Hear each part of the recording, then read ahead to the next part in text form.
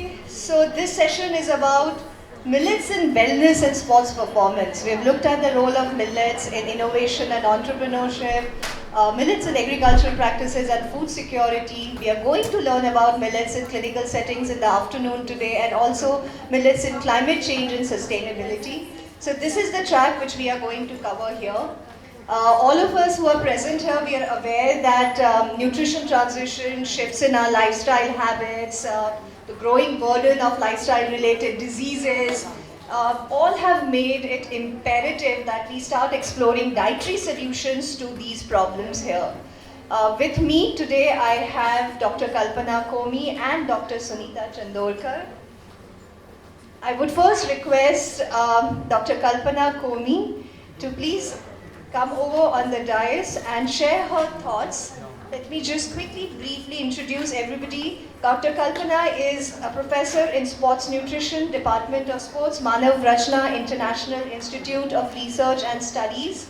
Prior to this, she has worked as an associate dean and faculty of allied health sciences, and was the head of Department of Nutrition and Dietetics at SNDT University. She has also worked with reputed institutions such as National Institute of Nutrition, ICMR, Hyderabad, Sports Authority of India, New Delhi, National Institute of Sports, Patiala, Gopi Chand Badminton Foundation, Acharya NG Ranga Agriculture University, and Indian Institute of Millet Research, Hyderabad, in different capacities. It's an absolute pleasure and privilege, Dr. Kalpana, to have you with us to share your stories about how we can leverage millets in a sports setting.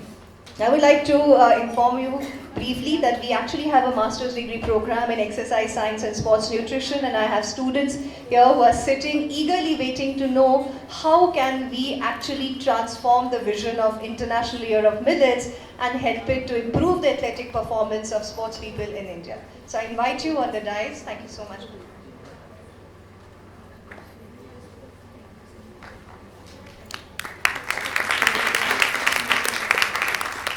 A very good morning to everyone. Thank you, Dr. Moitra, for the brief introduction and for your kind words. I would like to thank the organizers, especially Dr. Madan, Dr. Manjari, Dr. Moitra, Dr. Anuradha, Dr. Rajeshri, everyone, and other organizers for giving this opportunity.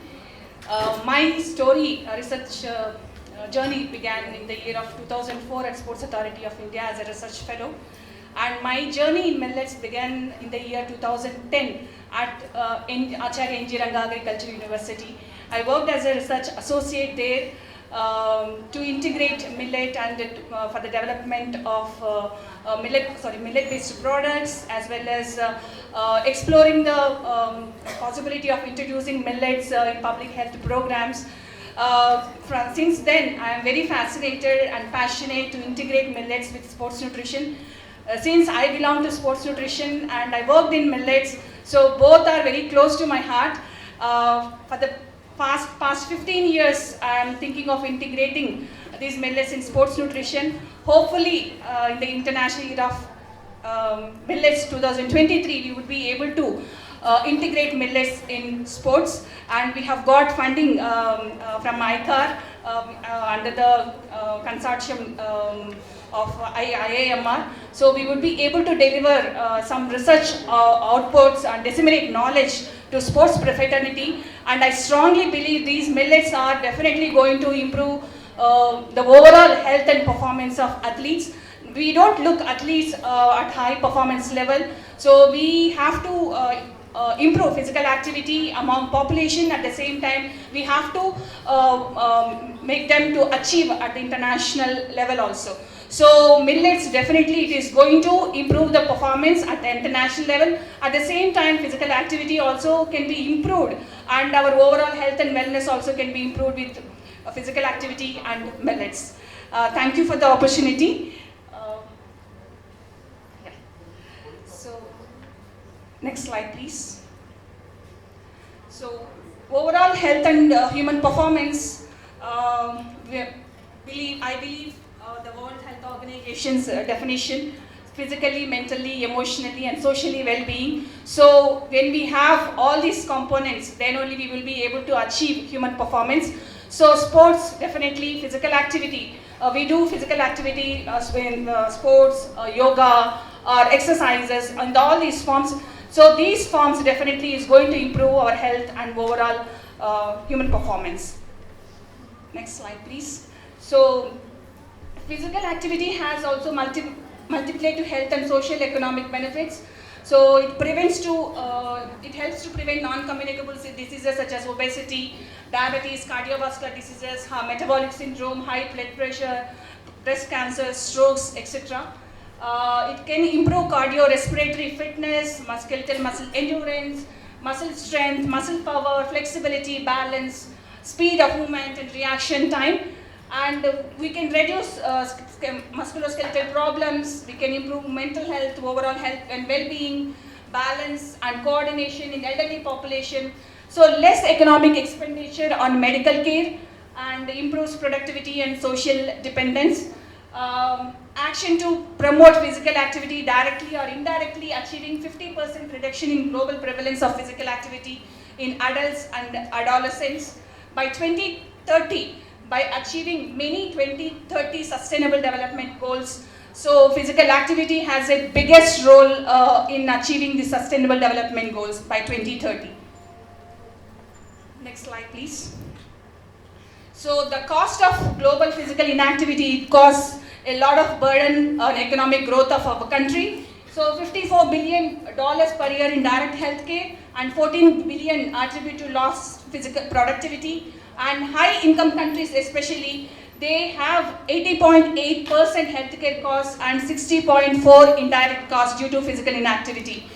And low income countries, 75% of disability adjusted life years, and inactivity cost 1 to 3% of national healthcare costs. So we have a lot of programs the government has initiated through Fit India program, Khelo India program, and other flagship Sports Authority of India flagship programs under Ministry of Youth Affairs and Sports, and they have collaborated with Ministry of Human Resource Development for integration of physical education in schools and colleges. So we have a lot of programs. We have to reduce this physical inactivity to decrease the burden up to 10%.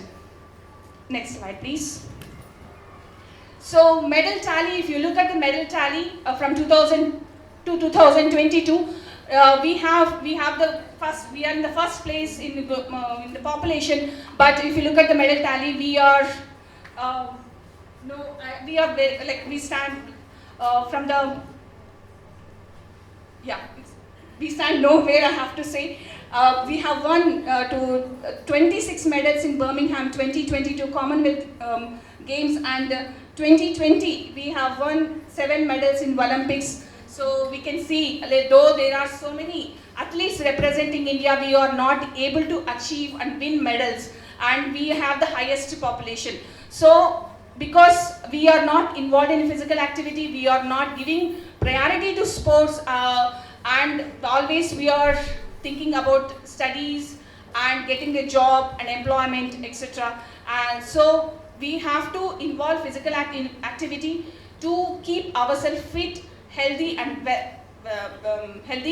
at the same time to promote our country at the international podium, winning more medals.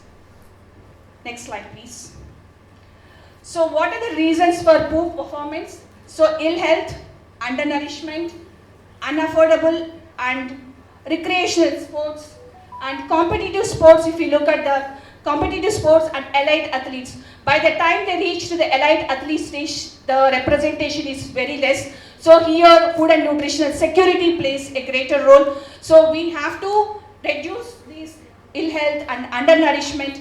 So when we integrate these millets in these main flagship programs, we will be able to achieve overall health and wellness, at the same time representation of athletes at competitive level and elite level. Next slide, please. So India Talent Nurturing aligned with long-term athletic development program. This is a framework of Government of India, and we are at school levels, they start at 0 to 6 years, fundamental 6 to 9 years, learn to train at 9 to 12 years, train to train 12 to 15 years, train to compete 15 to 18 years, train to win 18 plus years, and active life. So culture of sports, it starts from 0 years to lifelong. So we have to be active for long-term athletic development, as well as we have to be healthy through involving in physical activity. We have a lot of programs initiated by Government of India at school level, district level, national level, university level, and academic excellence level. Next program, please. So next slide, please. So athletes are categorized as young talent athletes, proven talent athletes, elite athletes, Olympic core probables, and as I said, as I shown in the previous slide, school level, district level, national school level, university and academics. This is how the long-term athletic development grows. At each level we have competitions, and each level government is supported to athletes to involve in physical activity to keep them healthy and for long-term to reach to the international level. Next slide. Yeah. So what are the influential factors for becoming an elite athlete? So there are genetical potential factors, occupation, academic, social life, training, sleep quality and duration, coach-athlete relationship, physical relations. These are all the influencing factors for becoming a successful athlete, and nutrition definitely plays a major role in athletes' performance and winning the medals. Next slide. So these diet charges are given to Indian athletes through Maya's program. So 690 rupees for senior sports person and 480 rupees for junior and sub-junior athletes. This is per day. This is the diet charges that are being provided to athletes by Ministry of Youth Affairs and Sports. And additionally, now the terms supplementation is not given. They have given additional diet charges upon the recommendation of sports medicine experts, nutritionists, coaches and other sports administrators. So here senior category 750 rupees, weight and middle categories power events, and 430 for endurance, team sprint and low power weight events, and 320 for skilled events. So, and 25% less additional charges compared to senior category to junior category athletes. So these are the charges. Still we are having a lot of nutritional concern, nutritional problems that are prevailing among athletic population. So we have to control all these nutritional problems and prevent issues. Next slide, please. So this is the table that is given by National Institute of Nutrition under the leadership of Dr. Y. Venkatramana. Way back in 2000, still we are using this. There is a greater need to revise this document. Almost is 2 decades before this document has been prepared, and the new energy allowances also time to time. NIN revises. In 2010 we have got nutritional requirement for Indian population, and 2020 also we have received. Whereas for athletes the techniques have been changed, the training protocols have been changed. So revision has to be done for athletic population also. Though still it is valid, there is a greater need to provide dietary allowances. We have to revise this document, and you can see the athlete they have categorized into 6 groups: Group 1, Group 2, Group 3, Group 4, and Group 5 and Group 6. So the sports nutrition students, they are well aware that what is Group 1, Group 2, Group 3, Group 4, and Group 5 and Group 6. So if you look at the cereal composition here, 890 to 350 grams per day of allowance is given to athletes. Here Millet stands a greater chance for integrating and nurturing and providing micronutrients, greater micronutrients, and for various slow digestible carbohydrates, which are proven and phytochemicals, which are proven that millets are rich in these components. So next slide, please. So prevailing problems among sports persons, especially female athletes, female athletic triad, they are prone to eating disorders, they are prone to low energy availability, and because of these reasons they are prone to amenorrhea and they are prone to low bone mineral density. So eating disorder, energy availability is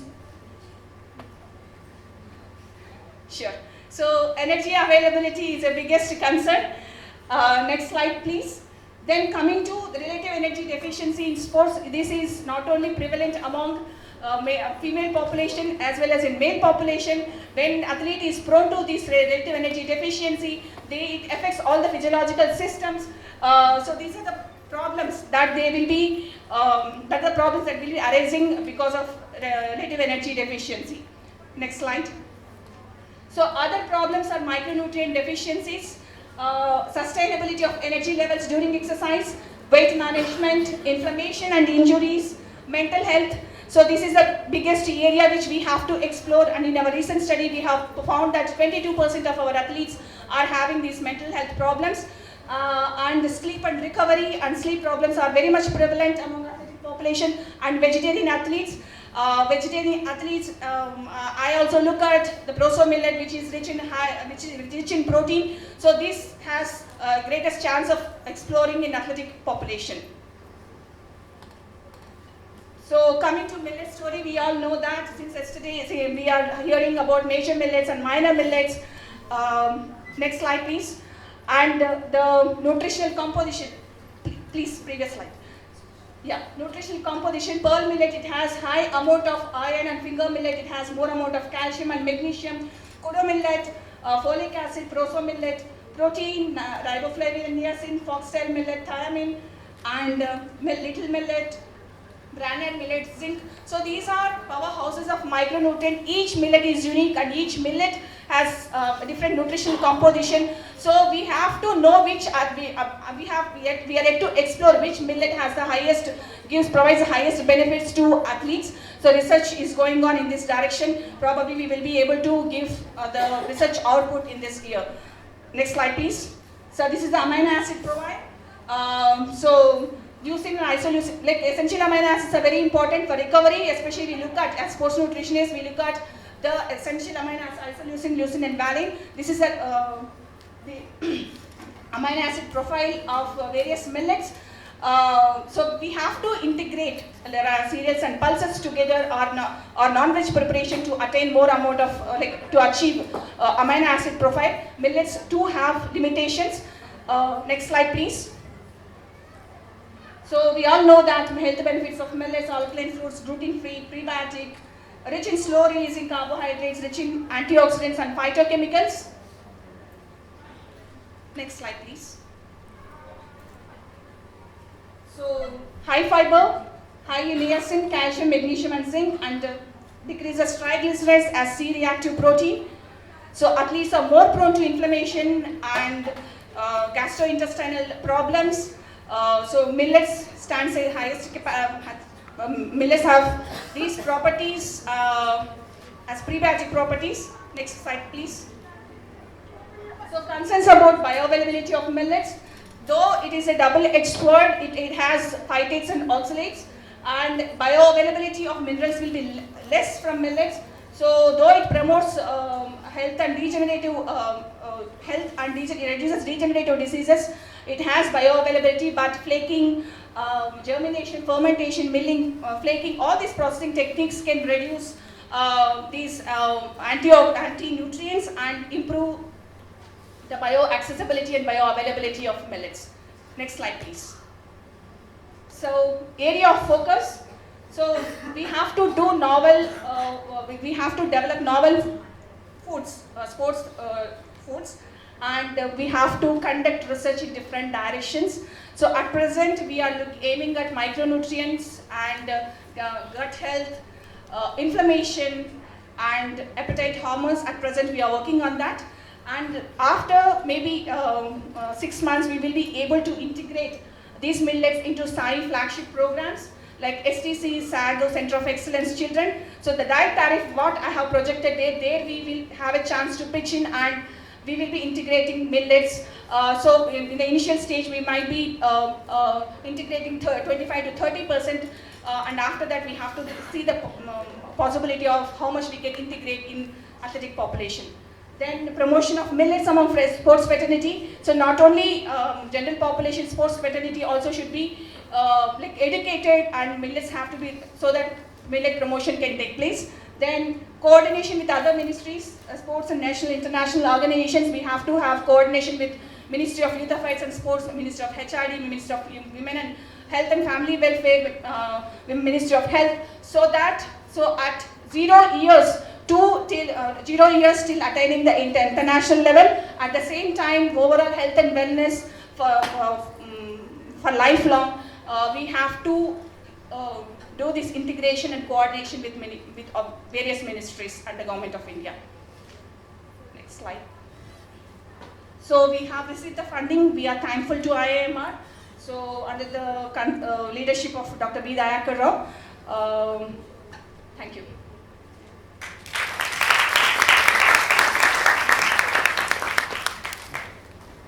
Thank you so much, Kalpana. I think we will wait for the question answer session. So you want to ask some questions right away. We can just have the questions now then. Or if you want, we can move on to the next speaker and we'll come back all together for a quick round of question answers. Thank you so much, Dr. Kalpana. So we have another eminent speaker with us, Dr. Suneeta Chandorkar. Dr. Suneeta Chandorkar is Assistant Professor in Department of Foods and Nutrition from MS University, Baroda. She holds 19 years of teaching experience and more than 3 decades of research experience. Her specializations include food composition, food labeling, food and nutrition security, developmental origins of health and diseases, and public health nutrition. It's an absolute pleasure, Dr. Chandorkar, to have you here. May I please invite you to deliver your talk.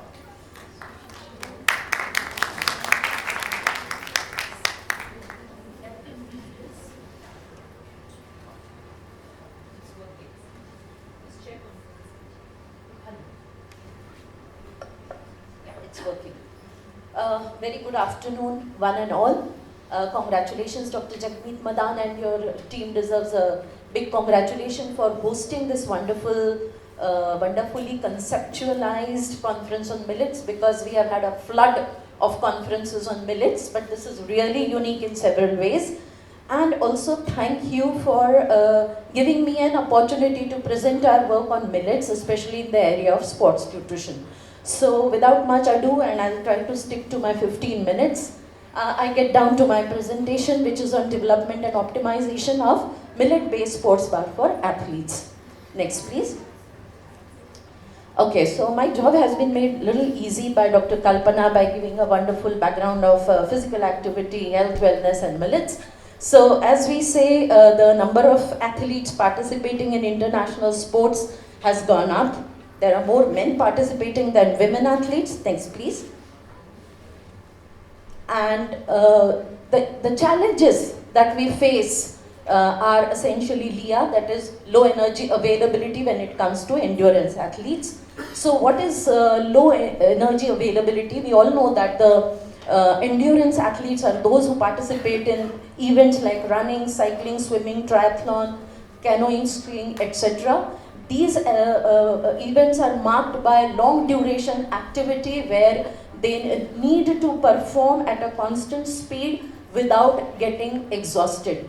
And this is where we find that the total energy expenditure of endurance athletes is at times 1.8 to 2.3 folds as high as the individual's resting energy expenditure, and at times 4 times higher. And in order to meet this, it is a major challenge, a major nutrition goal and a major challenge for nutritionists. So the energy intake is often observed to be considerably below the estimated total energy expenditure, and this low energy expenditure can lead to failure of performance, or they may not be able to last for the entire duration of the event. This is kind of the classification given. If an athlete has to support body mass gain, then he or she has to have more than 45 kcal per kg fat-free mass per day. That is the energy requirement. For optimal performance, 45 kcal, subclinical region is 30-45 once they go down to that, and low is less than 30 kilocalories. Next, please. The other challenge is oxidative stress. When we perform any physical activity, oxygen is utilized, and that leads to formation of free radicals. So when there is endurance training, it increases the consumption of oxygen by almost 10 to 20 times, and that leads to generation of free radicals. the body has a limited capacity to produce endogenous antioxidants. And when we do activity for such a prolonged period of time, our natural antioxidants that are produced within our body are not able to quench these free radicals. So the free radicals that are generated are essentially due to three reasons. One, increased production of epinephrine and catecholamines. There is increased production of lactic acid. And this lactic acid converts the weak free radical superoxide into a strong free radical, namely the hydroxyl radical. And there are inflammatory responses which are secondary to muscle damage, which is incurred due to either overexertion and the transient hypoxia that occurs. The physical activity has protective effect to some extent against oxidative damage, as it improves the capacity of endogenous antioxidants and may reduce the risk of cellular injury. However, when there are repeated bouts of endurance exercise, adaptive effects of antioxidant systems are reduced.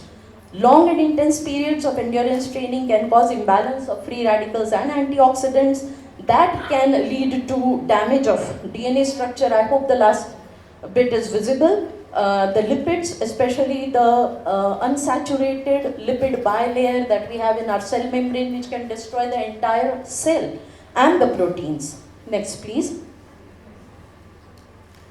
So, we need sports foods in order to meet these two challenges. That is the nutrition, the energy gap, and to overcome the oxidative stress.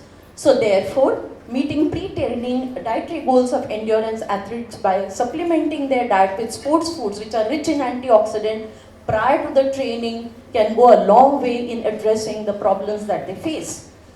So the sports foods prepared from composite mixture of various ingredients can assure a mutual complementation of nutrients to supply adequate energy and increase the sports performance. So many dietary surveys have shown that endurance athletes fail to make appropriate food choices and eating plans. The sports foods are like everyday foods containing nutrients in specific quantity and manufactured in food-like form such as sports bar, and they can provide a practical way to meet goals of sports nutrition. And we always emphasize on something that is tasty, that is easy to, these athletes are on the move, so they also need something that they can easily carry, which is not bulky, which is ready to eat and meets their requirements. So there has been an increasing demand of a nutritionally balanced sports food that is palatable, portable, convenient and free from additives, because they are again ruled by WADA. So most of the research that we have done, we have to have a clearance from WADA authorities. We did a huge project with BCCI. It was on elite cricketers, because Baroda has a huge team that is participating in Ranji as well as IPL. So every time we have to go through this clearance, and therefore our aim was to develop a sports bar which is free from all these things, has a clean label. So one of the widely used sports food is a sports bar, and the market is growing at 30% annually. Sports bars are convenient, low-bulk, portable, easy to consume and compact source of energy. So what did we do next? So this is a typical composition that a sports bar should have, as given by International Olympic Committee, should have at least 40 to 50 grams of carbohydrates, 5 to 10 grams of proteins, low in fat and low in fiber. Next please. So we just had a huge survey. This is just a glimpse of or a summary of what we did. And as you can see, most of them are high in fat, low in fiber, low in carbohydrates. Next please. Yeah, so these can cause gastrointestinal discomfort. Next. There's no presence of vitamins and minerals, at least on the label. Because if they have it, they will claim it. But it's not there. So maybe they don't have anything to show. Next please. All the three bars are low in carbohydrates. Next please. As you can see, next. So none of the specifications of the pre-training sports bars for athletes has been considered while developing these foods. This was just a glimpse. The story is even worse when we look at others. Next please. Okay, so this study was conducted in our University Department of Foods and Nutrition. The ingredients that we selected for this particular study were barnyard millet, kodo millet, little millet, popped amaranth. The first three were in flake form, so the reason Dr. Kalpana has very well elaborated upon, the nutritive value improves. When we pop amaranth, the flavonoids are released, and absorption of these is much better. It had roasted black gram, dates, both as a source of carbohydrates as well as a binder. Skim milk powder, pistachio butter, peanut butter, cardamom powder, because we wanted to have.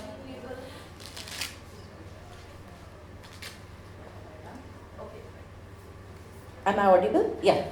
Okay. So, and iron fortified iodized salt. So the ingredients were those that are familiar, locally available, and underutilized in commercial sports bar, but they are rich in nutrients that are required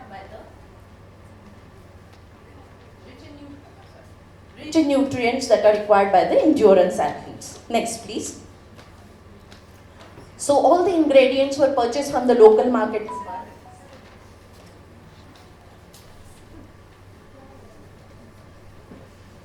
And the formulation of sports bar was done keeping in mind the specifications.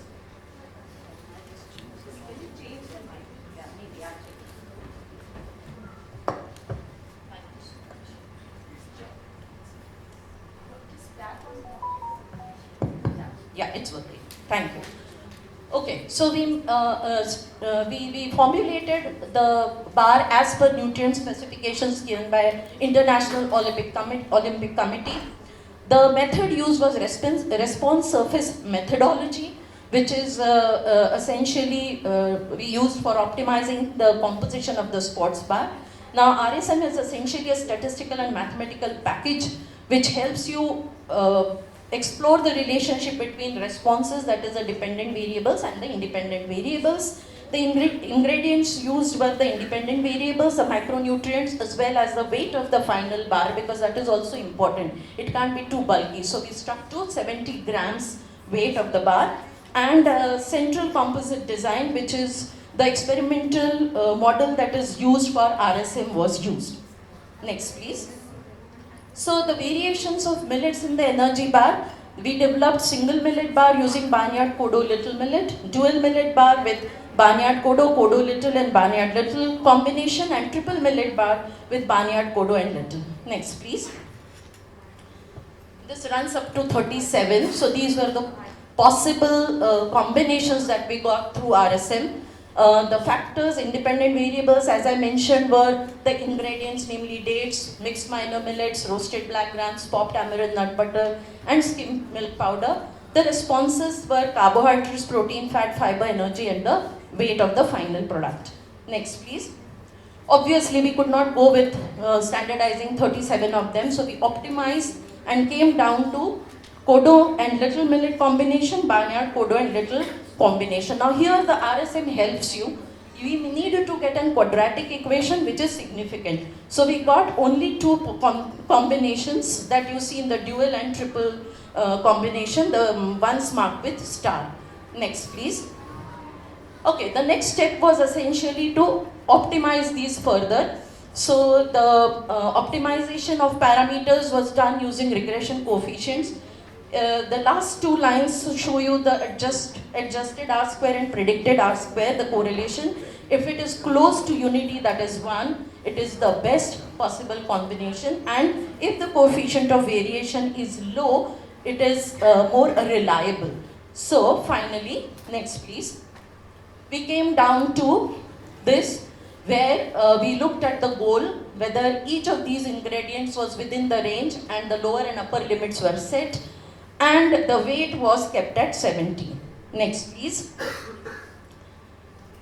Using those limits, we developed 2 bars. So we finally came to optimized 2 bars, and in each category, the dual and triple, and the sensory attributes were tested using the 5-point organoleptic test. So for both of them, the 2 variations that we tried were not very significantly different. This is the score for the dual millet bar. Next, please. the score for triple millet bar. As you can see, there wasn't any significant difference between the two. So we selected one from each at random, next please, and subjected it to the shelf life studies. Using the total plate count, we realized that they could be kept safely for a period of 3 months, that is 90 days. Next please. Yeast and mold, we had some problem after 60 days, that is 2 months. Maybe improving the production method can help us extend, and the packaging can help us extend the shelf life. Next please. And the peroxide value was well within limits up to 3 months. So finally, they had a good shelf life up to 2 months. Next, we looked at the antioxidant activity using FRAP and DPPH, which are the most common techniques used, and they had a good antioxidant property. Next please. So to summarize, all the ingredients used in the sports bar are gluten-free, so they can be easily incorporated in various permutations, combinations, and can be a good option for gluten-intolerant athletes and exercisers. Dates and minor millets contributed 80% of the total carbohydrate content, met the IOC guidelines. Roasting and popping of millets and amaranth led to increase in flavonoid content due to disruption of plant cell wall, induced a better extractability of bound flavonoids, and it had a good shelf life of 2 months by the 3 parameters that we used. Next please. The cost of production was much lower, around 19.7 Indian rupees. Next please. While the cost of commercial bars was somewhere between 30 to 600 rupees per 100 gram. This is for 70 grams. Even if we convert it to 100 grams, it comes to 21 rupees. And mass production can lead to further reduction in price. Next please. Yeah, so glycemic index of sports bar, it's a general belief or a mindset that all sports food should have high GI. However, that's not quite correct, because if you just look at this graph on the left hand side top, you'll realize that intake of glucose or free sugar 45 minutes prior leads to a peak, and there is also peaking of insulin. As the exercise begins, there is a rapid drop in blood glucose levels where it can go to the level of hypoglycemia, and the athlete may not be able to perform or last for that long. So therefore, we looked at the GI, we calculated it. This is not the analyzed GI, not based on in vivo studies, in vitro, and it came to 44, which falls in the low GI category. So, as per IOC guidelines, based on the GI and shelf life, this was an acceptable product. Next please. So the outcomes, this can be can lead a way forward for better understanding of optimization of sports bar using sustainable ingredients. We did calculate the sustainability, but we again don't have data from Indian studies showing what is the water footprint of most of these millets. We're trying to work on that in collaboration with other group, but this can lead a way to that. It is unrealistic for any athlete or anyone to consume everyday or typical meals to meet their nutrition goals, so this can be a convenient and economical alternative option. And thirdly, the novel optimized sports bar can be consumed by endurance athletes to get benefit in their performance, recovery and training adaptations. Next. And next. Thank you all once again.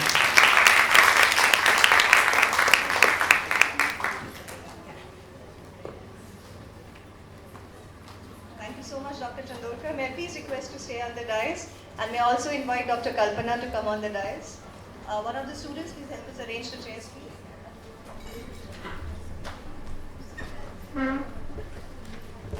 The third speaker in this session was Hansa Yogendra, who is the director of the Yoga Institute.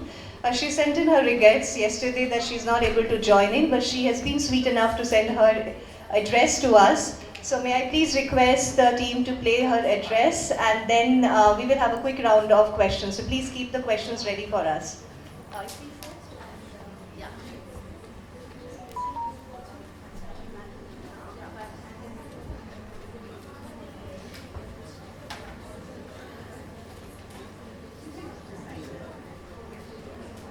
Namaskar. We are now getting more aware about millets. Millets people used to eat in India, where whatever was grown, those things were eaten by people in that same vicinity. The point is, the entire north was eating wheat, entire south was rice. Central India, Maharashtra, they were eating bajra and jowar. In cold climate, bajri, and hot climate, jowar. Many other things were there. Rajgira was there, pattu was there, and ragi was there, which was more in south than in north. But all such things were there, and people used to eat those things. That was the culture and customs of the house. And sometimes when I talk to one person, they say that wheat we can't afford. Some people told us that when wheat is supposed to be the rich person's food, we always eat bajra and jowar and ragi and such things. I was surprised. But yes, this is the whole fact. In India, all these things were according to the area, according to the comforts, according to the customs of the family customs of the place, and so on and so forth. Now, this effort which is made to highlight that which millet is having what effect on your body and on your mind, on your health, on your wellness, is such a great thing that I am really glad about it, that people should understand. They don't have to get stuck with one, only wheat or only rice. Other things are also available, and they are available very easily, and they give their own effect on their body, mind, and so on. So now with that knowledge, people would be more free to eat other millets. All the other millets are so good, so important, that now we should form a habit that once in a while eating certain millets, or only during season certain millets, was our family management. But now they should make these millets very much part of their daily routines. Like in a week, I just don't eat wheat, but I eat bajra also, I eat jowar also, and make dishes in such a way that it becomes very, very useful for that atmosphere where your body can absorb it nicely. Health and food directly connected, state of mind and food directly connected. So we are supposed to understand that before we put anything in the mouth, we should quickly understand what am I putting and how am I eating and what am I going to get out of it, and so on and so forth. So, thinking before action, what Yoga talks about, should be our habit. Think before doing any action. Use your intellect, and then action should be done with full emotions of yours. You should start enjoying the food, and you can definitely enjoy the food when you bring the other combination, putting little while eating, using little salads or using lemon or using curd, yogurt or raita and such things. These things taste wonderful with all this combination, and people really enjoy it. So, food should be pleasant. That is one very strong requirement. If it is not pleasant, every human should know how to make it pleasant. More salt, come on, put little curd, little lemon, and adjust more sugar, again adjust. We have to understand that this salt and sugar, refined products, have to be out from our system. Rather, live on these natural things, and that would be good. Automatically has to be good, and person doesn't have to bother about many problems which otherwise people face because of imbalanced diet. We have to bring balance in our diet, food habits. And so all such efforts, when we are trying to show how these millets are useful in various aspects in our personality, is great. Yoga says that effect of food on mind has to be understood, but effect of mind on your health also should be understood. Mind supersedes body. You may have calculated food very nicely, but while eating, if your mind is upset, disturbed, if you are under tension, then that food is going to create nothing else but gases, acidity, and indigestion, and many such problems. Absorption, assimilation will be poor because mind is not happy. And we humans so easily get affected mentally.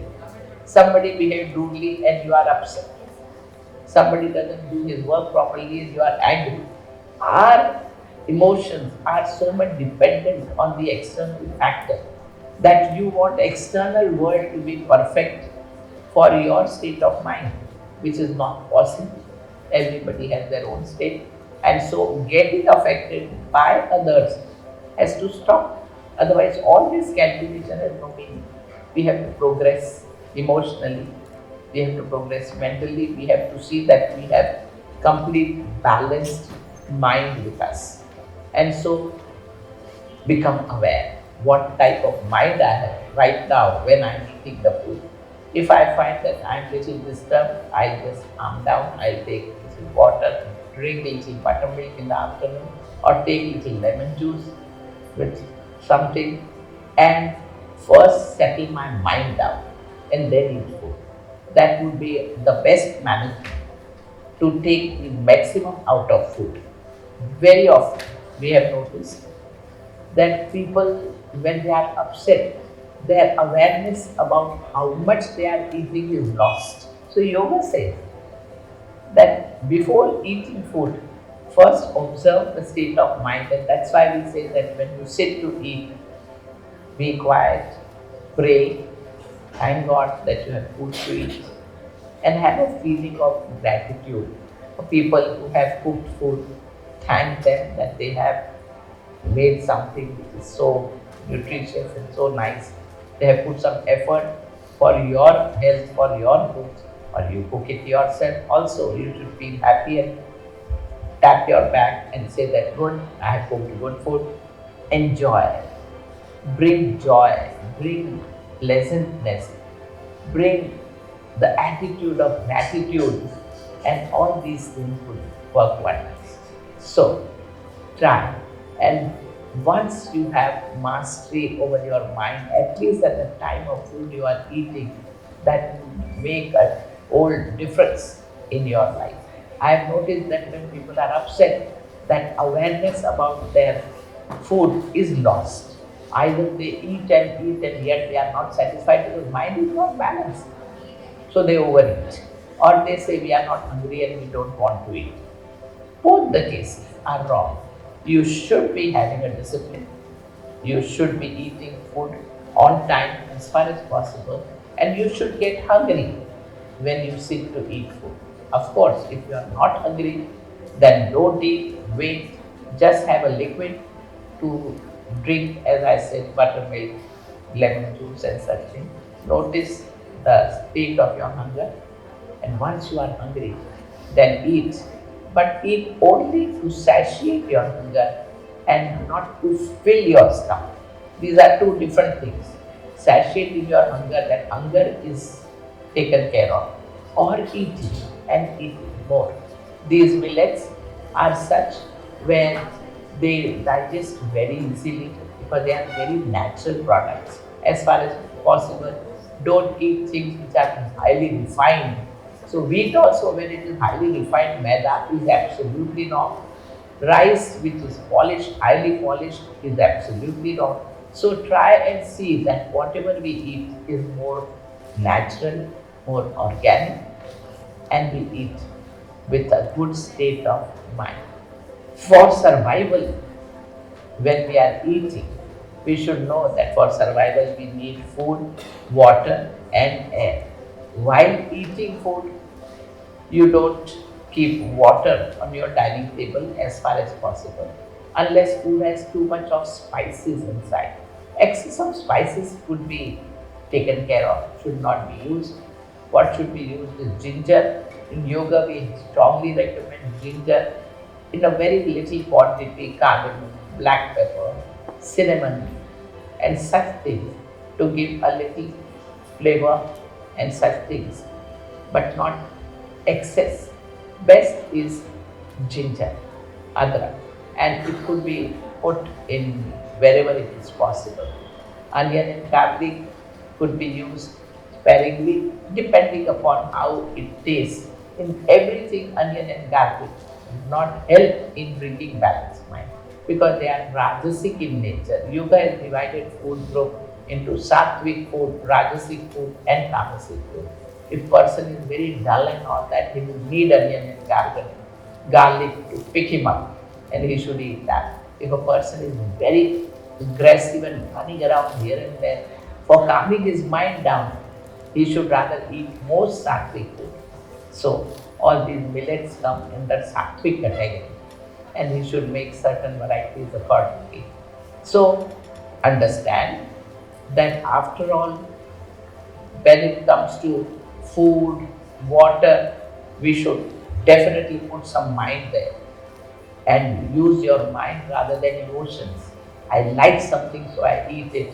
Avoid it. You eat because it is good for you. You may like or you may not like, and what you eat, make it such that you start liking. So little effort has to be put. Lots of good cooks are there around, and you could make some experiments on all these millets. They are really wonderful. Sometimes we can have a combination, that it is bajra and ragi, or jowar and ragi, or wheat and ragi, or some such thing. They all have quite a lot of nutritional value in them. Accordingly, you should also select food according to your state of body and mind. So today I just want to wind up saying that water also is one of the elements which you should take very peacefully. How we are eating food in the same way, when you take a glass of water or little water half an hour before food and a glass of water 2 hours after food, that would really help in absorption, assimilation of the food which we have. 1 to 1.5 to 2 hours after food. That is because with water, don't take food. Water is a separate thing. It dilutes your digestive juices. And so try and see that you have water as a separate thing. In the morning, a glass of warm water. At night, a glass of warm water. And all this would be systematically taken, and it would be wonderful. So take care. Definitely have awareness about everything, but have awareness about your state of mind. And then enjoy the food and eat. I would congratulate all these efforts made to bring millets into our day-to-day routines, and that would really do good to everybody. Namaskar. Thank you so much. I think that was Dr. Yogendra Hansa-ji, we lovingly call her, from the Yoga Institute. She sent in her beautiful words of wisdom, and I think everything resonates with what the theme of this conference is about: being mindful, being connected with your roots, being connected with the surroundings in which you consume your food. And it's a pleasure to have her as a part of this conclave. She could not be here, but she sent in her words of wisdom. Thank you so much. We will now move on to our panel discussion of maybe 1 or 2 questions. If there are any burning questions, we would like to take them up right away. May I please invite all the...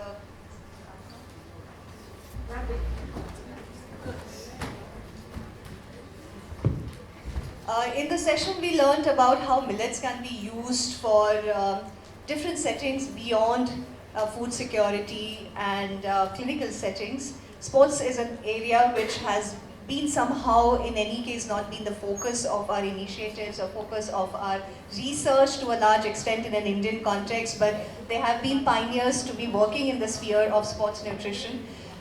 Before the students ask a question, may I ask you that you must be hearing a lot of, maybe Dr. Kalpana, you can start sharing your inputs, that we keep hearing that anti-nutritional factors are there. We keep hearing about low GI, which Dr. Chandorkar actually said that all sports bars doesn't have to be high GI. They all should not be focused on giving you quick energy. There are ways of ensuring that the slow release of carbohydrate is what the body requires here.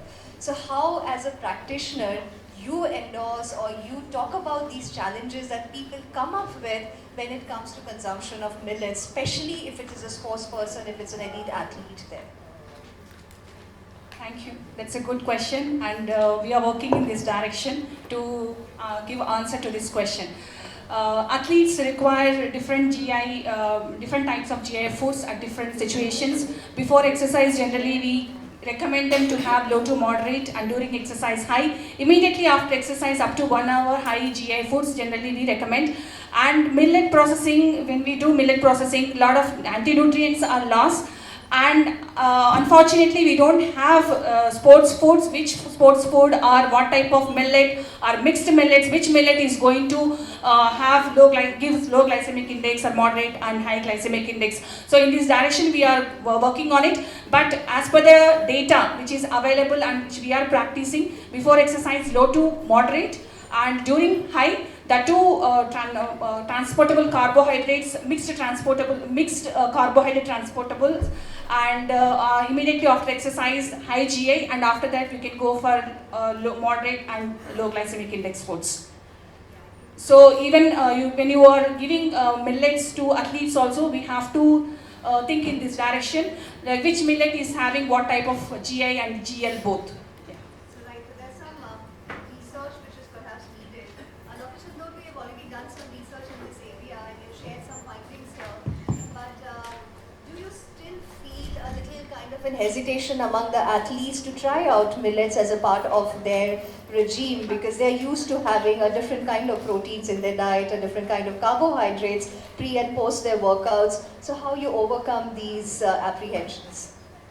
It's really difficult to overcome these apprehensions. In the first place, the studies we have done so far, we have found that their knowledge, attitude and practices of elite cricketers, who are playing IPL and Ranji and at national level, they do not have the concept of carbohydrates at all.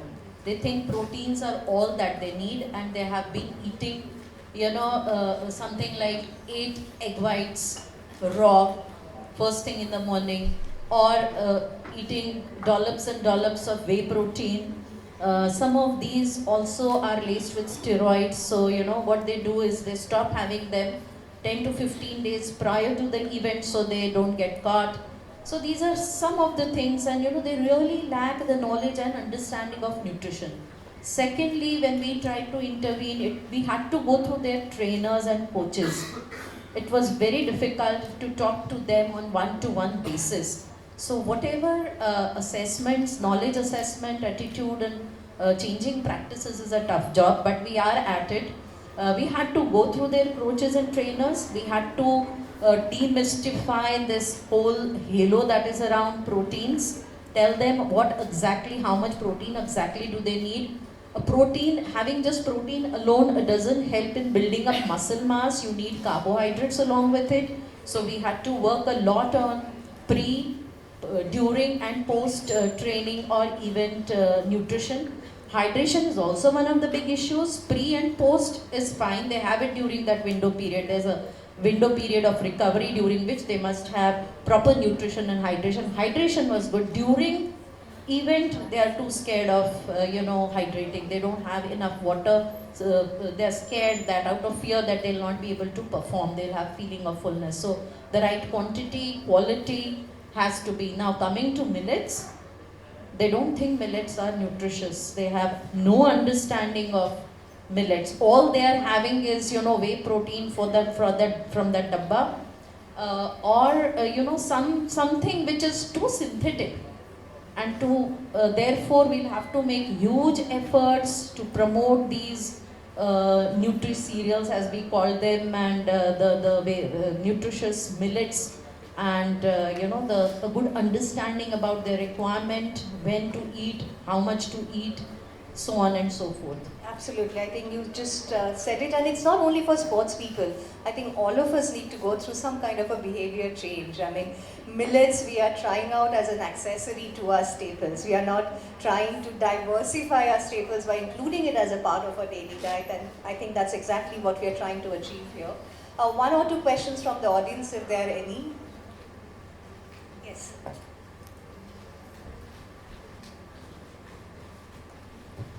I just want to know that is there any parameter to assess the effect of millets on physical endurance or stamina in the sports person? We have been searching for an article on these things. We were not able to get the article to include that parameter in our ongoing study. Sir, there are a lot of equipment available, there are a lot of protocols available. So without equipment also there are some tests like endurance, speed, power, we assess 20 meters, 50 meters dash test for sprinting and Harvard step test for endurance and Yo-yo, it's called yo-yo. yeah, yo-yo is for agility. There are a lot of tests using the field models. In laboratory, if you have to use and it has all the facilities, we can assess endurance capacity, we can assess body composition, performance at what level you are targeting. Depending on that, we have a lot of protocols to assess. And biochemical estimations, definitely we have to conduct, especially lactate. And now we are not only looking at the lactate for anaerobic capacity and aerobic capacity. We are exploring other possibilities with other micronutrients like calcium, iron, folic acid, other parameters also we are assessing, sir. We have problem of bone mineral density, anemia, especially in sports, and we have eating disorders. These are the highest, maximum athletes are facing these sleep problems and mental health problems. So in this direction also we have to explore integration of biochemistry, physiology and nutrition, 3 areas, physical education. 4 years we have to work together to give the better answer for improving the performance. अभी primary millet जब है वो 3 है, ज्वार, sorghum and रागी. उसमें जो processing करना पड़ता है वो काफ़ी कम है, जो कि प्राइमरी प्रोसेसिंग करना पड़ता है. लेकिन बाकी का जो 6 मिनट्स है उसमें उसके ऊपर छिलका निकालना पड़ता है और देन आप उसको प्रोसेसिंग करना पड़ता है और वो देन खा सकते हैं. मेरा क्वेश्चन ये है कि ये प्राइमरी के साथ बहुत लोग यूज़ कर रहे हैं, इस्तेमाल कर रहे हैं, लेकिन जो सेकेंडरी है उनको है ना जो प्राथमिक स्तर पे खाने का है तो वो कैसा खा सकते हैं. मीन्स अभी ये है. और दूसरा इसमें है कि मेरा क्वेश्चन ये है कि ये ज़्यादा खाए तो क्या हो सकता है. मीन्स उसका एक्सेस यूज़ किया, क्योंकि ये मालूम नहीं है, फार्मर को भी मालूम नहीं, किसी को मालूम नहीं है. एक्सेस यूज मीन्स एक्सेस खाने के बाद मैं कुछ तो पढ़ा है कि इसके बारे में कुछ नशा भी हो सकता है ज़्यादा खाने के बाद, ऐसा कुछ तो है. नशा तो कुछ नहीं होता. I'm sure. And primary processing, if you remove dietary fiber, so a lot of dietary fiber is lost, that becomes high glycemic and to moderate glycemic index. So those products can be given before an exercise and immediate after exercise, after 1 hour. And during exercise, you can provide in the form of lassi, ragi lassi. So those kind of products we can give during exercise. So generally we don't recommend protein during exercise, only multiple transportable carbohydrates we prefer. So in case if you remove a lot of fiber through processing, that can be given as staples in the breakfast and lunch, and before exercise it can be given in moderate GI foods, and immediately after 1 hour of exercise again millets we can consume. But at the initial stage I would prefer 25 to 30% to introduce to athletes, not more than that. Maybe if they adapt and if their performance is improved, body composition is they could maintain their ideal optimal body fat, then they can go ahead with increasing more amount of millets in their diet.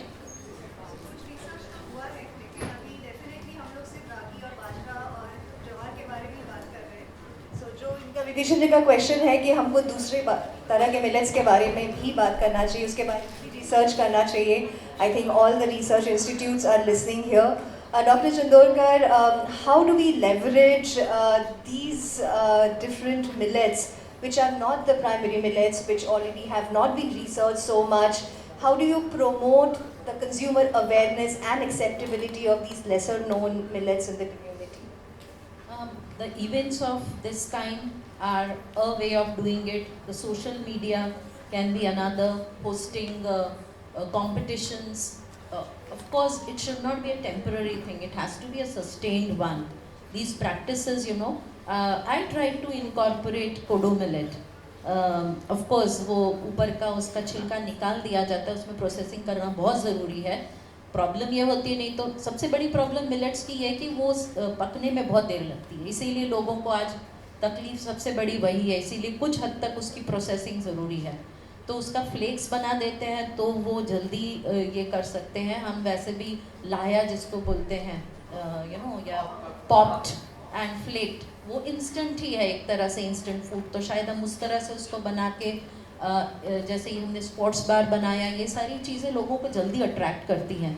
तो इस तरह से, और I am not in favour of making cakes and muffins, क्योंकि again उसमें वही sodium का issue आ जाता है, though not in the form of salt but as a leavening agent, somewhere you have to make use of fat. So अगर हमको इसी तरह से अगर हम इन्हें खाते हैं तो भी हम आराम से खा सकते हैं। Kodo can be cooked as like the same way as rice, जैसे चावल की जगह अगर हम बॉईल करके बॉइल्ड राइस जैसे खाते हैं, बॉइल्ड कोडो खाते हैं, आपको कोई फ़र्क नहीं लगेगा और उसमें फुलनेस ज़्यादा, सटाइटी ज़्यादा रहती है। ये मेरा एक्सपीरियंस है। मेरा लंच कोडो मिलेट होता है, विंटर्स में बाजरा होता है, बाजरे की रोटी जिसको हम भाकरी बोलते हैं, गुजराती में रोटला बोलते हैं। एंड मुझे फिक्र इस बात की थी कि कहीं बाजरे का रोटला जो होता है या रोटी वो मोटी होती तो कहीं मेरा वेट ना बढ़ जाए, बट नहीं हुआ वैसे। सो बट आम जनता में अगर ये बात फैलानी है तो सोशल मीडिया हो सकता है, और कई तरीके हो सकते हैं लोगों तक पहुंचने के, पर ये एक सिर्फ फैशन ना रह जाए, वो भी हमें ध्यान देना पड़ेगा कि ये एक सस्टेन्ड एफर्ट रहे। Thank you so much. मुझे खाली इतना ऐड करना है और आपके क्वेश्चन को भी मैं रिस्पॉन्ड कर रही हूँ। पहली चीज़ तो ये कि डॉक्टर चांदोरकर, आपने माइनर मिलेट्स यूज़ किए हैं अपने प्रोडक्ट में, एंड लेटर ऑन आपने ये भी दिखाया कि उसका it falls under low GI। सो ऐसा नहीं है कि उसको हम अगर प्रोसेस करते हैं तो उसका GI बढ़ रहा है, that is one thing. Bio availability बढ़ जाएगी, बहुत सारी जो चीज़ें उसके ब्रांड में हैं those will be removed, so शायद उसकी nutrient bioavailability there is enough evidence to say that, तो शायद वो ज़्यादा न्यूट्रिशियस हो जाएंगी। सो पहली चीज़ तो ये है, उसको प्रोसेस करने से उसकी जो न्यूट्रिशनल वैल्यू है वो कम नहीं हो रही है, वो बढ़ रही है, पहली चीज़। Can I add to that? Yes. Because in her bar, she has used pulses and she has used fat. She has used other components also. Okay. Maybe that also has given some mileage to in decreasing the glow. Correct. तो taking your point, इनका point लेके मैं आपके सवाल का जवाब दे रही हूँ कि कोई भी चीज़, अगर हम मिलेट्स के बारे में भी बात कर रहे हैं तो वो जो हम ये बोलते हैं ना कि कोई चीज़, if something is good in excess may not be very good.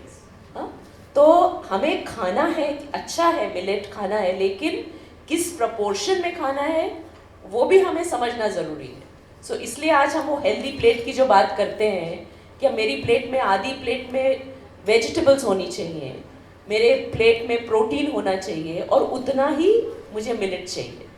So millet खाना बहुत अच्छी बात है, लेकिन किस प्रपोर्शन में खाना ये भी समझना हमें ज़रूरी है। I would like to quote, ma'am, with IAMR and NIN, we have worked supplementation of sorghum to children, like assessing their micronutrient status. So it has shown we have given 25% of sorghum to the children. So it has improved their micronutrient status. So even NIN, my plate also says that we have to 80 to 90 gram, 90 millets. Yeah, 25% to 30% we can integrate in whole. पूरे serial में 30% आपका millet होना चाहिए, जितना serial आपको खाना है उसमें। तो बाजरा और जवार के साथ हमको चावल और गेहूं भी खाना है, ऐसा नहीं है, लेकिन मिलेट्स पे डेफिनेटली ध्यान ज़्यादा देना है क्योंकि हम अभी तक नहीं दे रहे थे उस पर।